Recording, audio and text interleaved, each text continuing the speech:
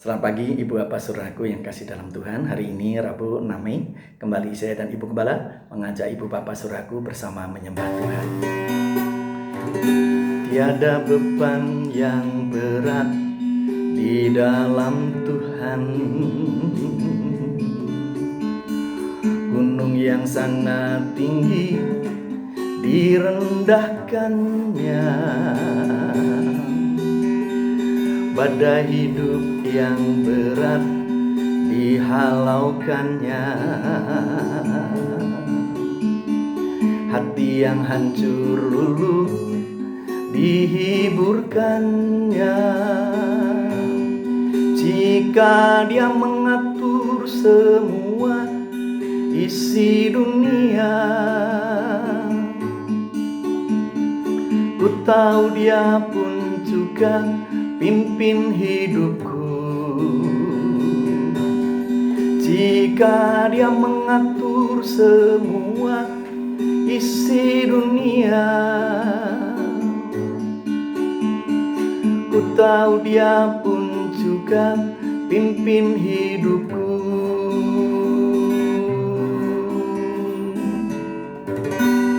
Kita berdoa. Bapa di surga, kami rindu menimba kekuatan dari-Mu melalui firman-Mu. Berfirmanlah, kami siap untuk mendengar di dalam nama Tuhan Yesus. Bersama kami mendengar firman Tuhan. Haleluya. Amin. Mari kita buka firman Tuhan bersama-sama dari kitab 1 Raja pasal yang ke-17. Pembacaan dimulai ayat yang ke-7. Tetapi sesudah beberapa waktu sungai itu menjadi kering, sebab hujan tiada turun di negeri itu. Maka datanglah firman Tuhan kepada Elia, bersiaplah, pergi ke Sarfat yang termasuk wilayah Sidon, dan diamlah di sana. Ketahuilah aku telah memerintahkan seorang janda untuk memberi makan engkau. Sesudah itu ia bersiap lalu pergi ke Sarfat. Setelah ia sampai ke pintu gerbang kota itu, tampaklah di sana seorang janda sedang mengumpulkan kayu api. Ia berseru kepada perempuan itu, katanya, cobalah ambil bagiku sedikit air dalam kendi supaya aku minum. Ketika perempuan itu pergi mengambilnya, ia berseru lagi, cobalah ambil juga bagiku sepotong roti. Perempuan itu menjawab, demi Tuhan Allahku-Mu yang hidup, sesungguhnya tidak ada roti padaku sedikit pun, kecuali segenggam tepung dalam tempayan dan sedikit minyak dalam buli-buli. Dan sekarang aku sedang mengumpulkan 2-3 potong kayu api, kemudian aku mau pulang dan mengolahnya bagiku dan bagi anakku, dan setelah kami memakannya, maka kami akan mati. Tetapi Elia berkata kepadanya, janganlah takut, pulanglah, buatlah seperti yang kau katakan. Tetapi buatlah lebih dahulu bagiku sepotong roti bundar kecil daripadanya, dan bawalah kepadaku, kemudian barulah kau buat bagimu dan bagi anakmu. Sebab beginilah firman Tuhan Allah Israel, tepung dalam tempayan itu tidak akan habis, dan minyak dalam buli-buli itu pun tidak akan berkurang sampai pada waktu Tuhan memberi hujan ke atas muka bumi. Lalu pergilah perempuan itu dan berbuat seperti yang dikatakan Elia. Maka perempuan itu dan dia serta anak perempuan itu mendapat makan beberapa waktu lamanya. Tepung dalam tempayan itu tidak habis, dan minyak dalam buli-buli itu tidak berkurang, seperti firman Tuhan yang diucapkannya dengan perantaraan Elia. Ibu bapak saudaraku, Allah kadang terkesan kejam. Tapi di balik kesan kejam itu ada tangannya yang sedang mempersiapkan berkat yang tak terpikirkan. Berkat itu adalah kecukupan makan sampai berkelimpahan, sampai pada waktu hujan turun ke bumi lagi. Ibu bapak saudaraku yang kasih, apa rahasianya? Rahasianya yang pertama adalah berikan apa yang Tuhan mau. Ibu bapak saudaraku, kisah ini terjadi ketika selesai Elia mengisolasi diri seperti yang diperintahkan oleh Tuhan di tepi sungai Kerit. Setiap hari, pagi dan sore, Tuhan memberi makan melalui burung gagak, yakni roti dan daging, lalu minum dari air sungai Kerit itu. Lalu ayat yang kita baca tadi mengatakan air sungai Kerit mengering. Lalu Tuhan memerintahkan kepada nabinya Elia ini untuk pergi ke Sidon, ketemu dengan seorang janda di Sarfat yang akan memberinya makan. Berangkatlah nabi ini dalam ketaatan ke Sidon yang adalah bukan bagian dari kerajaan Israel. Berangkat lalu masuk pintu gerbang, lalu ia melihat seorang perempuan sedang mencari kayu bakar. Yang pertama dikatakan adalah, beri aku minum. Ambil kendi, lalu beri aku minum.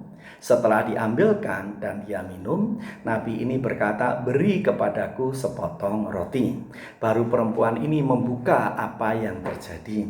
Dampak kekeringan itu yakni dia sudah kehabisan tepung maupun minyak. Yang terjadi di rumahnya tinggal segenggam tepung dan beberapa tetes minyak. Yang ia lakukan mencari kayu bakar untuk pulang mengolah itu untuk dia dan anaknya. Setelah itu mereka akan mati. Tapi nabi ini berkata, jangan takut. Lakukan seperti apa yang engkau barusan katakan, tetapi beri kepadaku roti bundar kecil dulu. Ibu bapak saudaraku yang kekasih di dalam Tuhan, Tuhan sesungguhnya tidak kejam. Walaupun kadang terkesan kejam, mengapa ia minta dibuatkan roti bundar terlebih dahulu untuk hambanya ini? Karena memberi adalah ujian ketaatan. Selama perempuan itu taat, maka yang terjadi adalah berkelimpahan. Demikian juga dengan ibu bapak saudaraku yang kasih dalam Tuhan. Justru saat-saat yang seperti ini adalah saat ujian untuk kita mempersembahkan sesuatu bagi Tuhan. Justru di saat kita sendiri kesulitan, maka mujizat akan terjadi. Sahabat, dikisahkan seorang perempuan gadis bernama Liz Woodward. Ia bekerja di salah satu rumah makan di New Jersey. Rumah makan itu buka 24 jam dan ia biasa bekerja dari jam 6 dini hari. Dan ketika ia bekerja, datang 2 orang pemadam kebakaran yang kelelahan. Lalu ia memesan espresso kental karena sepanjang malam berjuang untuk memadamkan api itu. Sangat kelelahan, lalu untuk memulihkan kondisinya memerlukan kopi pekat atau kopi kental. Dan ketika Liz ini menghidangkannya, ia mendengar percakapan mereka bagaimana sepanjang malam mereka berjuang untuk memadamkan api itu.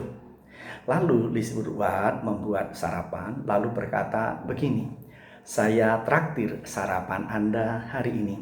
Terima kasih atas semua yang Anda lakukan. Atas pelayanan Anda bagi orang lain dengan mendatangi tempat di mana setiap orang menjauhinya. Apapun peran Anda adalah seorang pemberani dan kuat. Terima kasih atas keberanian Anda. Meski berhadapan dengan api, namun keberanian Anda justru semakin mencuat. Untuk itu patut dicontoh. Anda benar-benar pahlawan. Beristirahatlah sejenak. Liz lalu diserahkan kedua makanan untuk disantap mereka. Dan ketika mereka memantap sambil membaca pesan itu, 2 orang saling memandang dan mereka menangis karena kebaikan hati seorang yang bernama Ibu Liz Woodward tadi. Lalu salah seorang dari pemadam kebakaran ini yang bernama Tim Yang lalu menulis di websitenya apa yang dikerjakan oleh Liz tadi dengan pesan, siapapun juga Anda yang membaca pesan saya ini, makanlah di rumah makan itu. Dan apabila ketemu dengan Liz, berikan tip yang besar karena ia sudah melakukan perbuatan hebat kepada kami. Ibu bapak saudaraku yang kekasih di dalam Tuhan, banyak orang datang ke rumah makan itu dan bertemu dengan Liz. Akhirnya mereka tahu bahwa Liz sendiri sesungguhnya sedang dalam kekurangan, bukan orang yang berkecukupan, karena bapaknya adalah lumpuh. Dan Liz ini rindu mengumpulkan bekal untuk membelikan van untuk bapaknya, supaya bapaknya yang selama ini berbaring di rumah boleh duduk di kursi roda, dan kursi roda itu bisa masuk ke dalam mobil van dengan sebaik-baiknya. Dan ketika Tim Yang mendengar itu, lalu ia mencarikan dana melalui websitenya dengan harapan biarlah mendapat 17.000 US dollar untuk memberikan van bagi Liz Woodward itu.